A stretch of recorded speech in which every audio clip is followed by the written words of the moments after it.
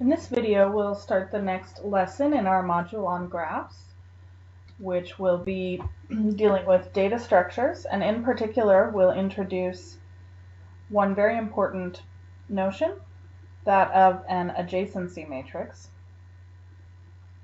So we'll describe in this section data structures that are commonly used to represent graphs. So assume that we have a graph with n vertices that can be indexed by the integers 1, 2, ... up to n. Here we'll present three different data structures that could be employed to represent graphs. The first one is called an adjacency matrix. So remember, in a matrix, the entries will be indexed by the row and the column where they sit. So the first entry in a matrix, let's say we're using capital G because we're talking about graphs, would be G11 because it's in the first row, first column. Then next to it would be G12 and G13, whatever the dimensions are of the matrix are. Let's say maybe this is just a 3 by 3 matrix.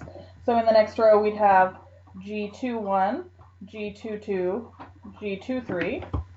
Second row, first column, second row, second column, second row, third column. Then G31, G32, G33. So this is how we index the elements in a matrix. They have two numbers, the first one representing the row, the second representing the column. So the information about the edges in a graph can be contained in a matrix where we put the entry 1 if and only if vertex I is connected with vertex j, if we have Gij. So if it's in row I, column j, then there'll be a 1 there if and only if I is connected with j, otherwise it will be a 0. So one other type of data structure that's common might be an edge dictionary. For each vertex in our graph, we'll maintain a list of edges that initiate at that vertex. If G represents the graph's edge information, then we denote G sub I, we denote by G sub I the list of vertices that are terminal vertices of edges initiating at vertex I.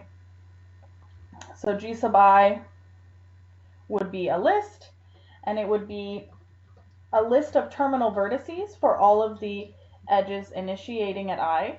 So if an edge is in the list, let's say J is in the list, then that means that there's an edge initiating at I and terminating in J. That's called an edge dictionary. We could also have what's called an edge list.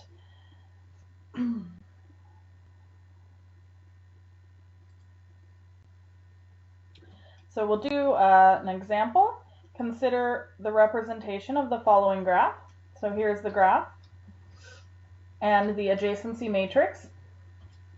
Remember, we said that if there's an edge connecting two vertices, then we'll put 1 in the corresponding entry in the matrix. So, for example, this is in the first row, second column. So this 1 indicates that there is an edge from 1 to 2. So that's this edge here.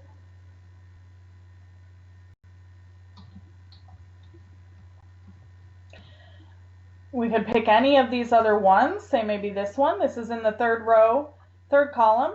So that suggests that there's an edge from 3 to 3, which is this edge here.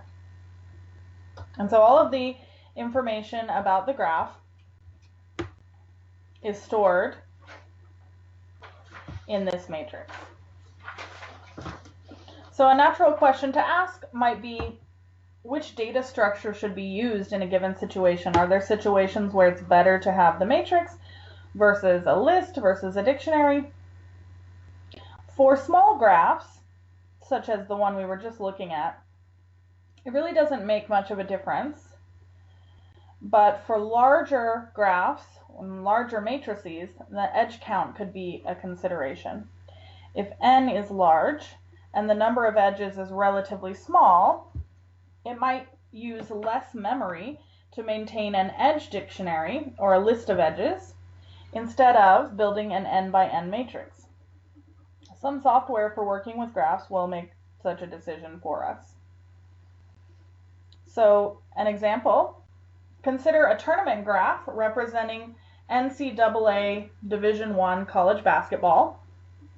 There are approximately 350 teams in Division I.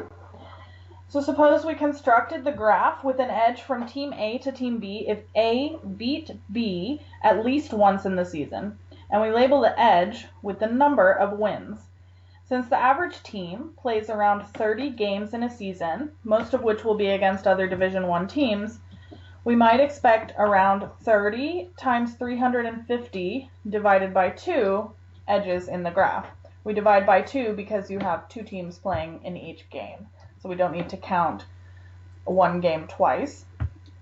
So 30 teams played per team and 350 teams. So we might expect to have around 5,250 edges in the graph. And this might be somewhat reduced by games.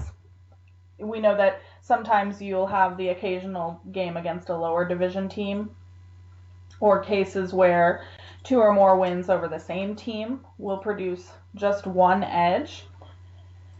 So it might not be exactly 5,250, but this is just a rough estimate.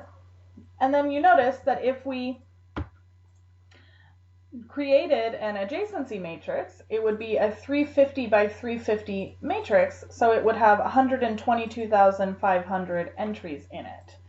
So clearly, just creating an edge list or an edge dictionary of the 5,000 roughly edges would be much more compact than the full adjacency matrix with 122,500 entries. Even if we were to use a software to create an adjacency matrix, many programs would identify the fact that a matrix such as the one in the example would be sparse and would leave the data in list form and use sparse array methods to work with it. So since there are only 5,000 or so edges, most of the entries in such a matrix are going to be 0, and so we would call that a sparse matrix. So we'll work through some exercises together. The first exercise asks us to estimate the number of vertices and edges in each of the following graphs, and then try to determine whether the graph would be considered sparse so that an adjacency matrix would be inefficient. So the first one, it says the vertices should be the cities of the world that are served by at least one airline, and the edges, the pairs of cities that are connected by a regular direct flight. So of course we're just going to be estimating here, but maybe a rough estimate for the number of cities that are served by at least one airline might be the number of cities with population over a certain mark. Let's say 100,000. So the number of cities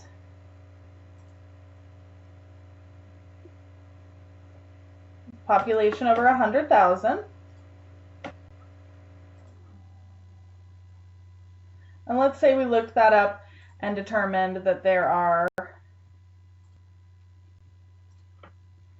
around 4,100 such cities. So we're going to say there are probably 4,100 elements in our vertex set. Then how many edges? Well, the graph is clearly not complete because for any given city, there's no guarantee that you can fly to every other city in the world. So say there are 4,000 to 5,000 cities, as we've noted. Probably you can't get a flight to all 4,000 of them from one airport. So let's say after looking at some medium-sized airports, the average number of connections or number of cities that you can fly to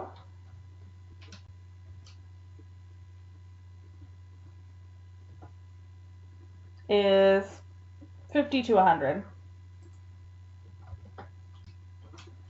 So we'll say 75. And let's say we make this other number 4,500 just to kind of estimate. Then a very rough estimate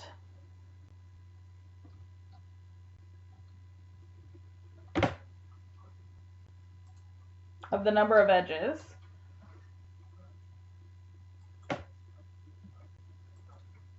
would be 4,500 times 75 over 2.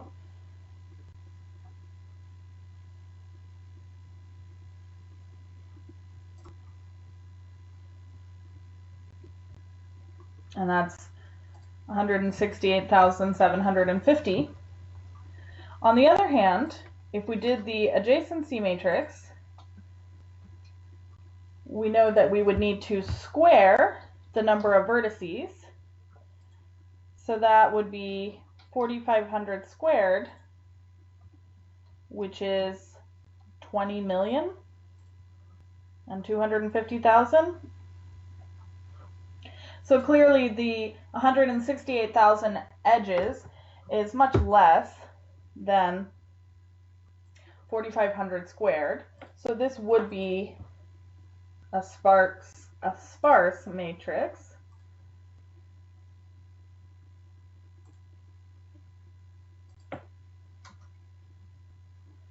And probably keeping an edge list or an edge dictionary would be more efficient.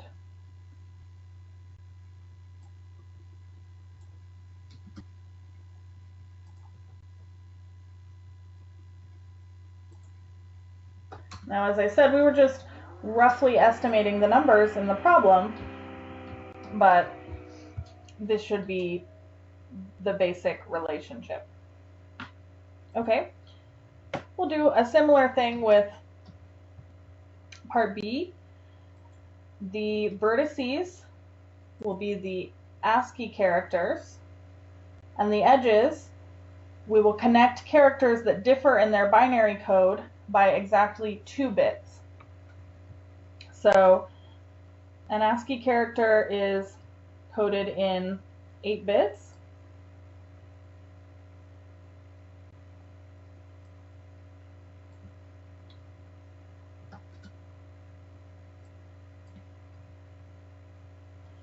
So there are 2 to the power 8, or 128 characters.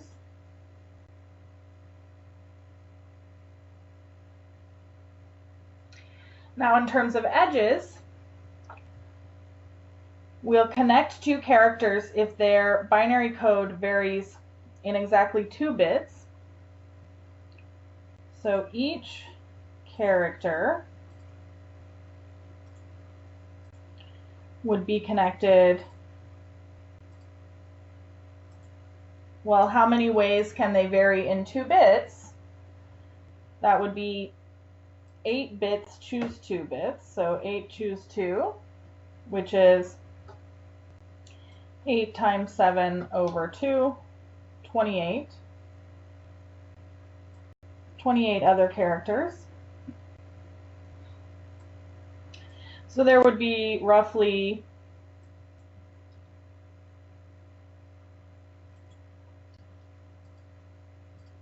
128 times 28 over 2, 3,584 edges.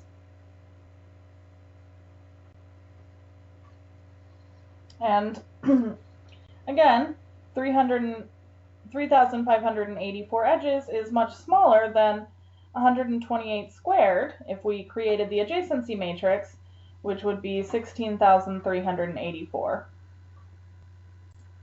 So again, an edge list or dictionary would be more efficient.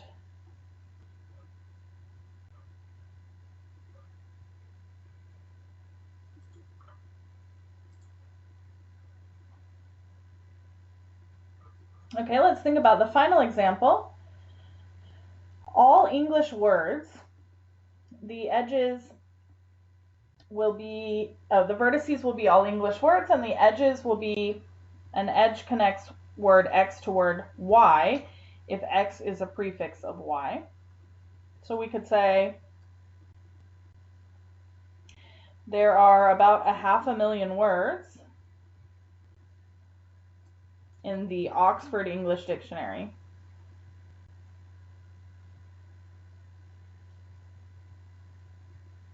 I'll use OED for Oxford English Dictionary.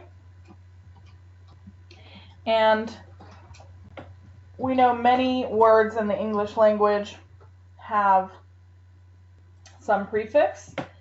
So prefixes are going to get connected to almost every word. So let's just say there will be approximately the same number of edges.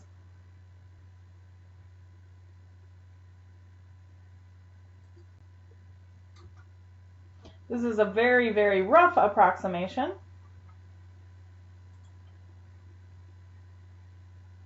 But let's just say every word has some other word as its prefix. So we're estimating around 500,000 edges. But if we did the adjacency matrix, then we would have 500,000 squared.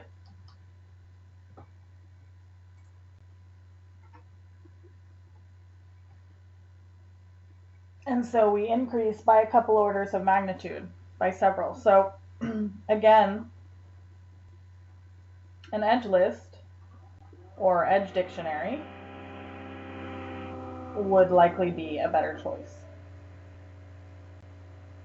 So you can see that for these questions, I didn't have to be very precise. I'm just doing very, very rough estimates, but I can still see that clearly we're going to be way better off in all of these cases not going with the adjacency matrix. So this is one thing that we'll learn in the future, is that the adjacency matrix might not have much use once we get into real world situations where we have more than just a few vertices.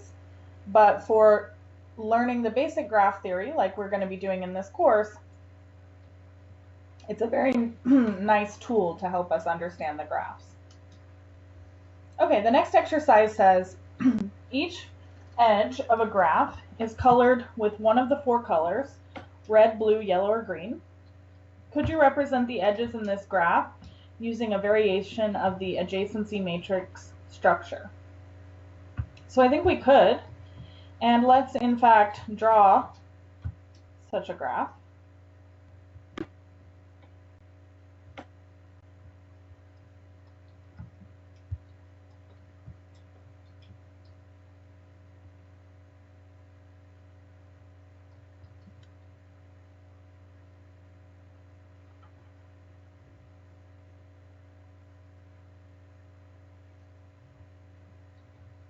So I'm just randomly connecting edges in my graph. And let me also give these labels. Let's say this is 1, 2, 3, 4, and 5. So we would create a 5 by 5 matrix. And then we would say, instead of having the entries be 1 or 0, we would need to include more information. We'd need to include the colors. So we could actually just write the colors, or we could come up with some sort of code, like we could use B for blue and G for green, or we could number them 1, 2, 3, 4. So for the purpose of this example, I'm just going to write the colors. So in my first row, I'm looking at all of the edges where 1 is connected to some other. So I'm going to put 0 because 1 is not connected to itself. But 1 is connected to 2, so I'm going to put yellow. And 1 is connected to 3, so I'm going to put red. 1 is not connected to 4, and 1 is not connected to 5, so 0 and 0.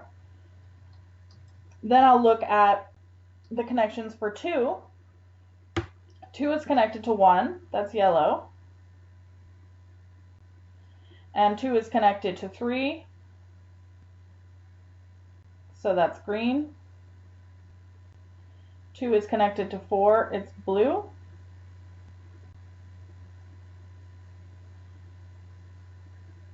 3 is connected to 1 and 2. 3 is connected to itself, and it's connected to 5. Then 4 is connected to 2, and that's it. And 5 is connected to 3.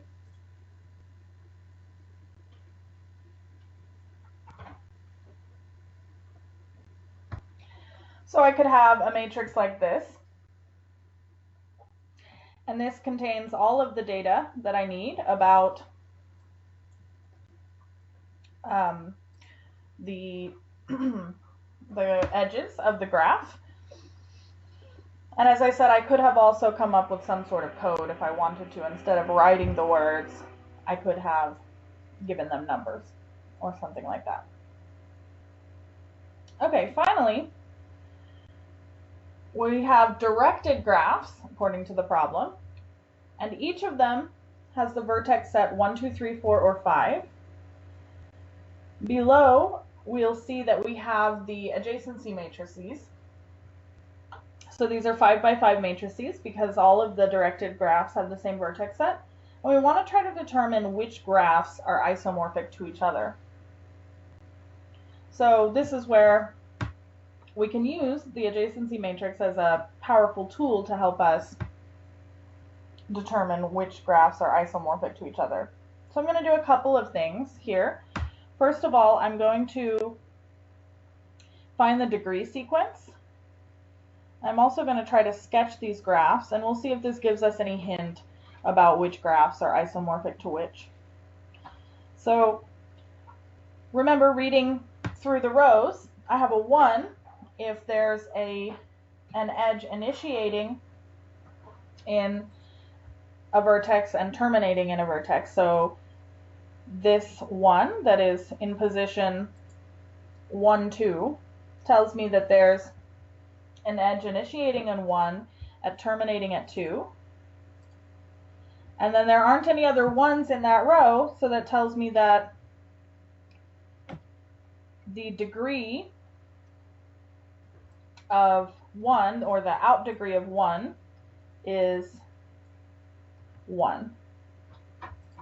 So out degree of 1 is 1. Then I have row 2. There's just one edge initiating at 2, so the out degree of 2 is 1, and the out degree of 3 is 1, the out degree of 4 is 1, and the out degree of 5 is 1.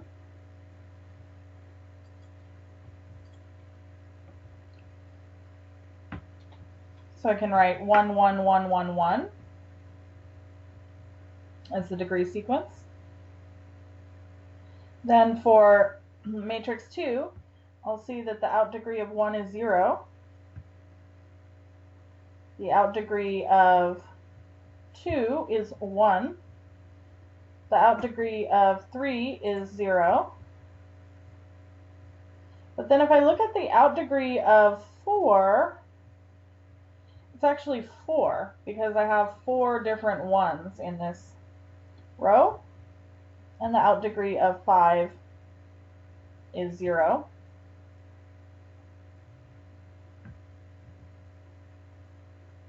the out degree of 1 in the third graph is 0.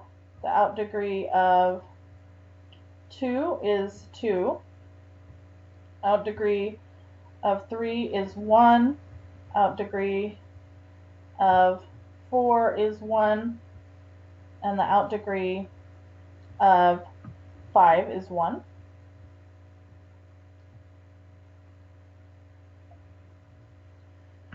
Then the out degree of 1 here is 4. Out degree of 2 is 0. Out degree of 3 is 0. Out degree of 4 is 1. And the out degree of 5 is 0.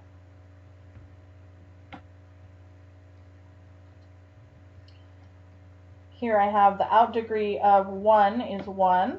Out degree of 2 is 0. Out degree of 3 is 2. Out degree of 4 is 1. And out degree of 5 is 1.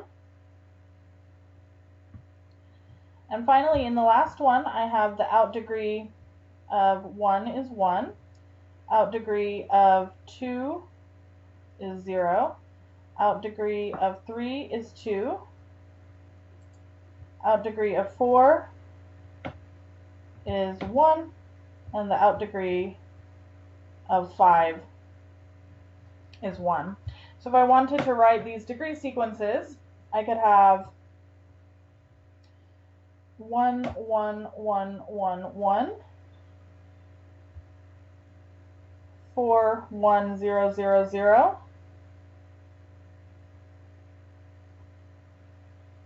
2, 1, 1, 1, 0,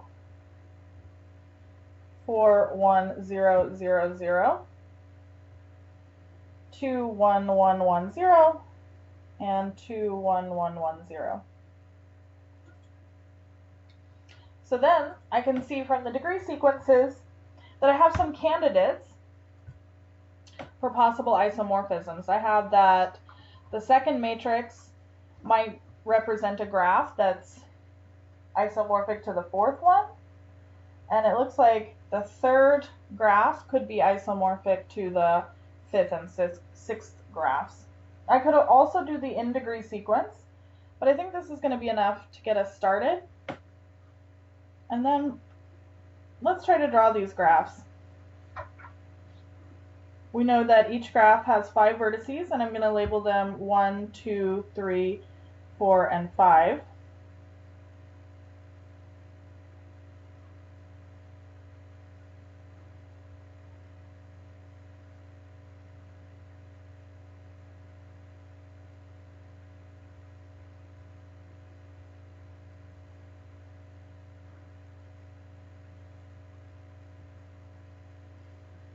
So we'll get some practice reading these matrices, and in the process,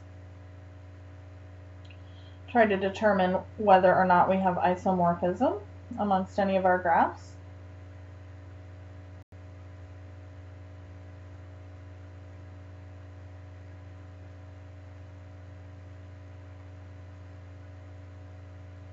Now we've talked about in the past how the actual placement of the vertices is more or less immaterial. So you can see I've kind of tried to keep the same labeling and placement, but it actually doesn't matter as long as we have the right information contained in our graph. So graph 1, because I have a 1 in row 1, column 2, that tells me that there's an edge initiating at 1 and terminating at 2. So I'll put the arrow so that I see that it's directed. And then I have a 1 in row 2, column 3. So that's an edge initiating at 2 and terminating at 3. I have a 1 in row 3, column 4. So that's initiating at 3 and terminating at 4. I have a 1 in row 4, column 5. So that's initiating at 4 and terminating at 5. And then I have a 1 in row 5, column 1. So that's initiating at 5 and terminating at 1. In graph 2, I have nothing in the first row, so nothing initiating at 1. In row 2, it looks like I should have an edge initiating at 2 and terminating at 3. I should have no edges initiating at 3, but then initiating at 4, I have an edge from 4 to 1, terminating at 1. I have an edge initiating at 4 and terminating at 2, an edge initiating at 4 and terminating at 3, and an edge initiating at 4 and terminating at 5. And then lastly, there's nothing initiating at 5. So this is my graph 2. Graph 3, I have nothing initiating at 1. I have an edge from 2 to 1, and I have an edge from 2 to 5. Then I have an edge from 3 to 2, and I have an edge from 4 to 3, and I have an edge from 5 to 3.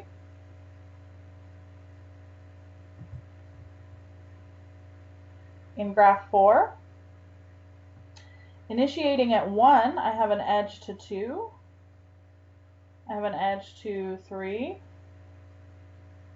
I have an edge to 4, and I have an edge to 5.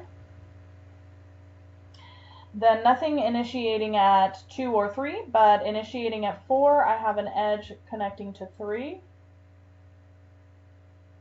terminating at 3. So that's my graph 4. Graph 5 tells me that I have an edge initiating at 1 and terminating at 5. I have an edge initiating at 3 and terminating at 2.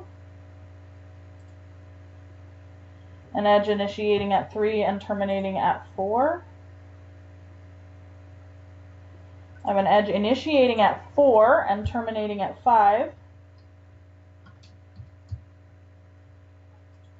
And then I have an edge initiating at 5 and terminating at 3. And then in the last graph, I have an edge initiating at 1 and terminating at 4. I have an edge initiating at 3 and terminating at 1. An edge initiating at 3 and terminating at 2. An edge initiating at 4 and terminating at 3. And I have an edge initiating at 5 and terminating at 4. So now I can kind of compare. Say if I look at graph 2 and graph 4, which are the green ones, they do look like quite possibly there could be an isomorphism. We'll have to do a little bit more investigating. Remember, to establish an isomorphism, I need to define a map, a bijective map that preserves the edges. And then if I compare like 3 with 4, those look pretty darn similar. And even, 3 with 5, they look pretty similar, and 3 with 6, maybe we could see it. So let's do a little bit more investigating here. So I want to go back to these matrices, and I want to see if I can rearrange the rows and columns to end up with the same matrix.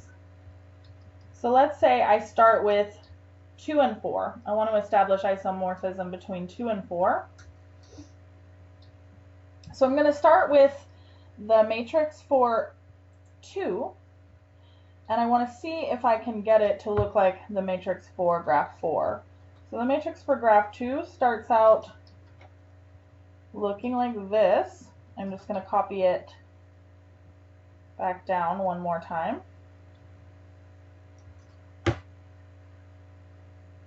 this is the matrix for graph 2. And I want to see if I can rearrange it to become the matrix for graph 4. So if I look at the matrix for graph 4, I see that I have row 2 is all zeros, row 3 is all zeros, and row 4 is all zeros. Row 4 is the one that has just one entry in it. Then when I come back to graph 2, so I'm thinking, let me switch rows 2 and 4.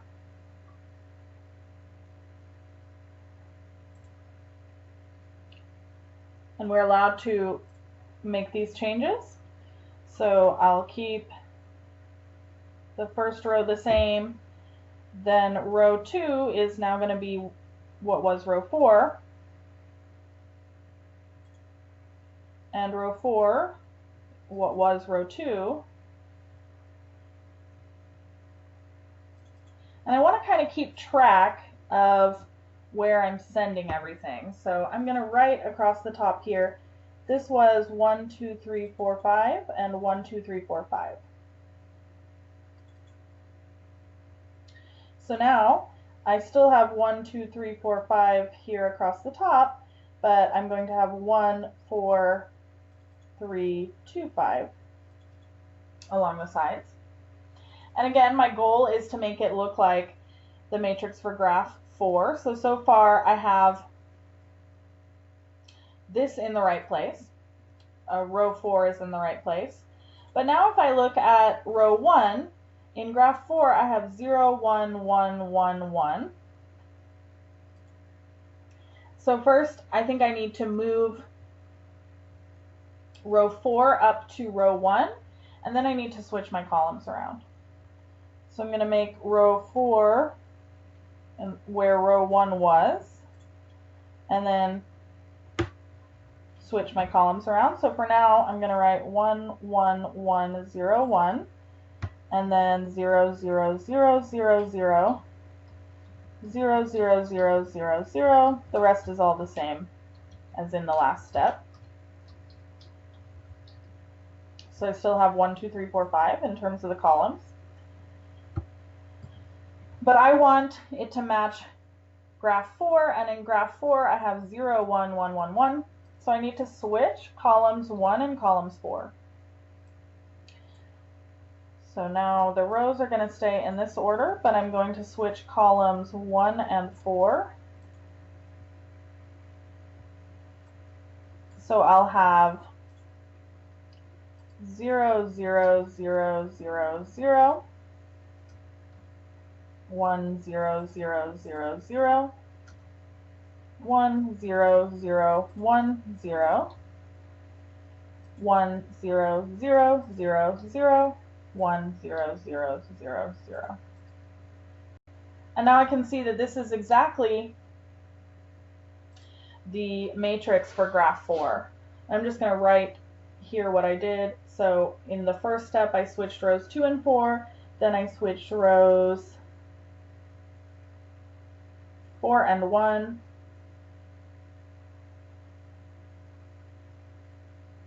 and then I switched columns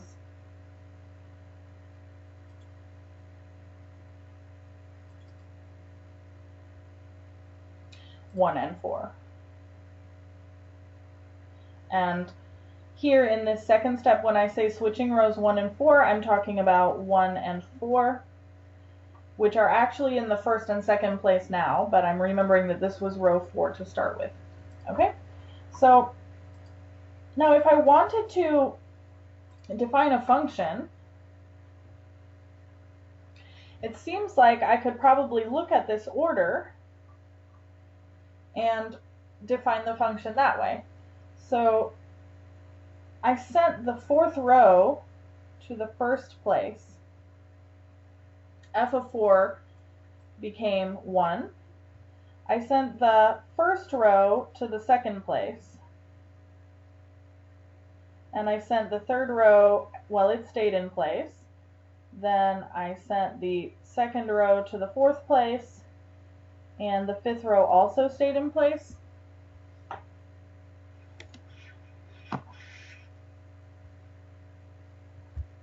So this is a possible isomorphism. I clearly have a bijection because I have a one-to-one function. No two inputs go to the same output. And I have a surjection, or an onto function, because all of the elements in the codomain 1, 2, 3, 4, 5 have something mapped to them. And then the question is just about the preservation of the edges. So I'll go back up and look at these two green graphs, and my claim was that if I sent 4 to 1, so here's 4, if I send it to 1, then I should have the correct mapping. Now, does that look like the correct choice? Well, I can see that the out degree is 4 in the first graph, and the out degree is 4 in the second graph, and the in degree is 0, and the in degree is 0. So this looks like it should be right.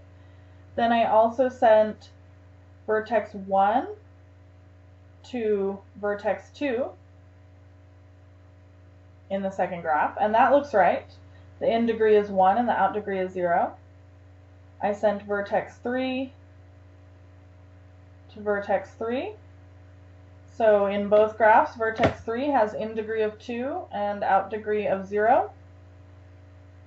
And I sent vertex 2 to vertex 4. So in both graphs, this vertex has in degree of 1 and out degree of 1. And then finally, I sent vertex 5 to vertex 5, and it has in degree of 1 and out degree of 0. So this is an isomorphism of graphs, and this is a correct mapping. So the other ones I wanted to check are 3, 5, and 6. So let's start with the matrix for 3.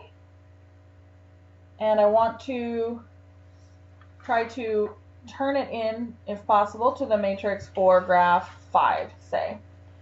So the matrix for graph 3, I'm just going to copy it down here below so that we can work. So graph 3 was 0, 0, 0, 0, 0, 1, 0, 0, 0, 1, 0, 1, 0, 0, 0, 0, 0, 1, 0, 0, 0, 0, 1, 0, 0.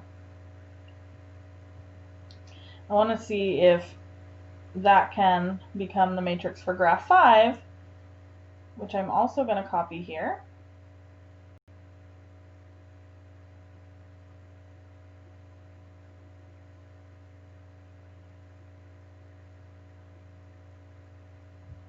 Okay, so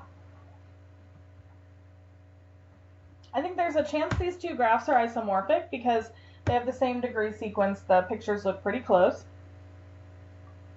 But there's probably a whole bunch of switches that need to go on. So again, I'm going to label these 1, 2, 3, 4, and 5, the rows and the columns, 1, 2, 3, 4, and 5. So first of all, I think that I need to move row 1 to row 2.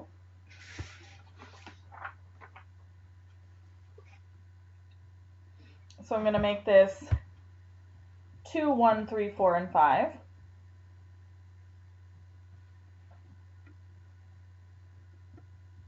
And keep 1, 2, 3, 4, and 5 across the top. So I'm working with the matrix for graph 3. And my goal is to get the matrix for graph 5. So switching these rows, I get 1, 0, 0, 0, 1, 0, 0, 0, 0, 0, and all the rest the same.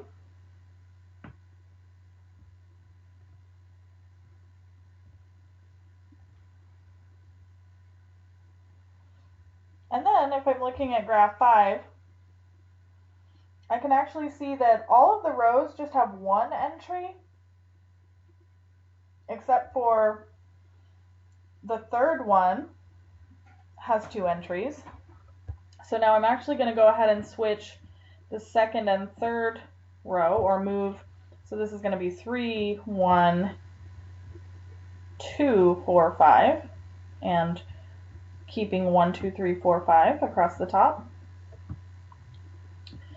So moving row 3 up, this is 0, 1, 0, 0, 0, 0, 0, 0, 0, 0, 1, 0, 0, 0, 1, and then the last 2 rows are the same.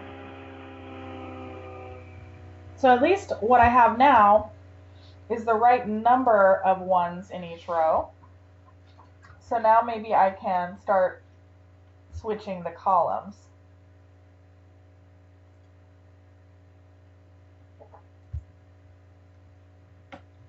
So first I am seeing that in the last column I want 2 entries. In the first column I want 0 entries. So I'm going to move the 4th column to the first position and keep 2, 3, this will be now 1 and 5, and keep 3, 1, 2, 4, 5 along the side.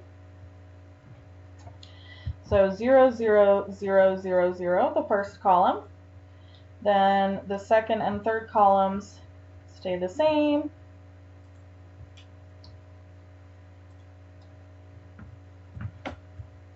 The first column is now the 4th column, and the 5th column stays the same.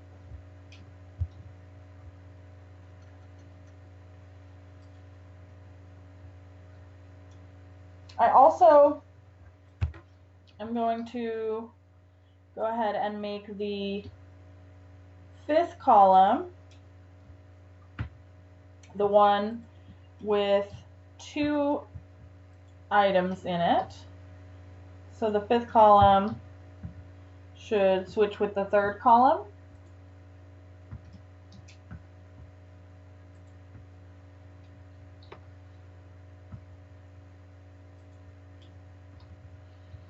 So we'll have this be 4, 2, 5, 1, 3, and 3, 1, 2, 4, 5.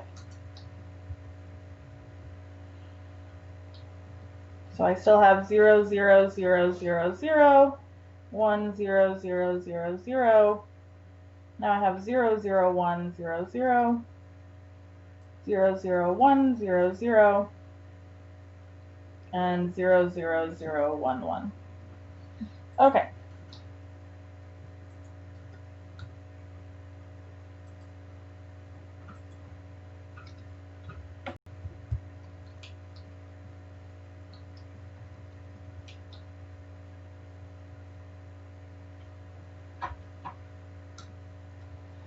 Okay, then finally, I need to switch 5 and 2.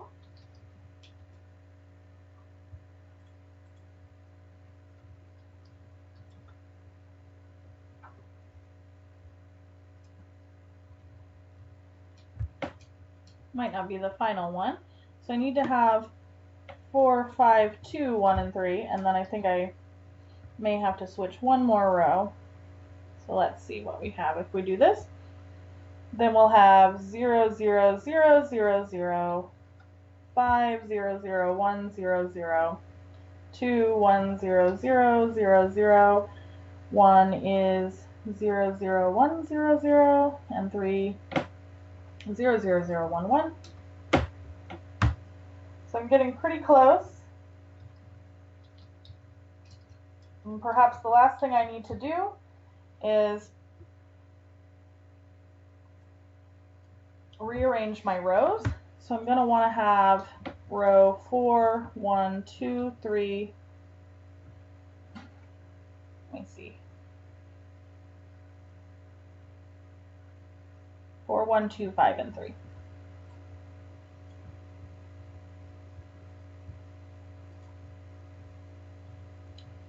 So now, if I write them down, Row 4 is 0, 0, 0, 0, 1.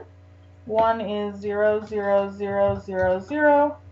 2 is 0, 1, 0, 1, 0. 5 is 0, 0, 0, 0, 1. And 3 is 0, 0, 1, 0, 0. Then hopefully I have the same matrix as in graph 5. And I do. So the matrices can be rearranged to be the same. And now again, I can attempt to define my function. So I'm going to say, well, I sent row 4 to the first place and row 1 to the second place. And I sent row 2 to the third place, row 5 to the fourth place, and row 3 to the fifth place. And now let's go upstairs and look at the graphs. So I sent 4 to 1. So I'm looking at these two graphs. Vertex 4, I made that vertex 1. And that looks right because it has one edge going out and no edges coming in. So then if 4 got sent to 1, then it seems like 3 needed to get sent to 5. So did we send 3 to 5? We did. So 3 and 5. And then it seems like 1 should have been sent to 2. So we'll check, did 1 get sent to 2? It did. And I'm just basing this off of the fact that they have the same in degree and out degree, and that the edges are initiating and terminating at the same vertices. And then, so 2 got sent to 3 and 4 got sent to, 4 got sent to 1 and 2 got sent to 3. So here's 2 up top, that became 3 down here, 4 got sent to 1, and 5 got sent to 4. So this is a graph isomorphism, and it preserves the relationship between these edges. Now this third one, I'm going to leave you to rearrange the matrices on your own, but I'll just give you a hint, which is that if we're doing the isomorphism between, again, this is graph 4 and graph 6, then we want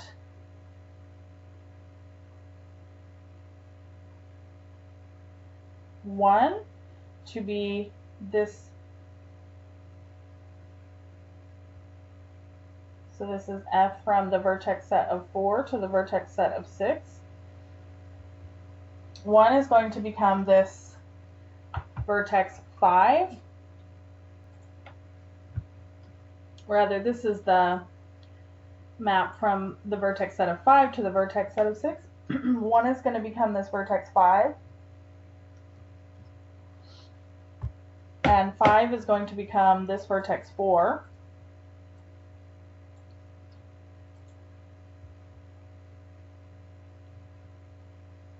Then we'll have 3 stays the same.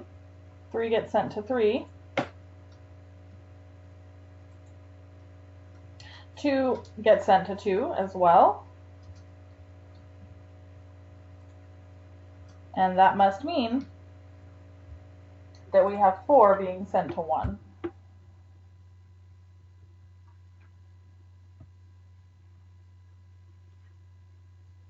So verify this is an isomorphism.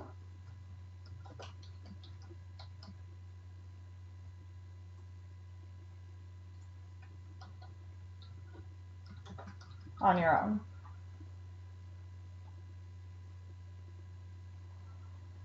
So that will conclude this lecture on just the introduction to these data structures for storing the information about various graphs.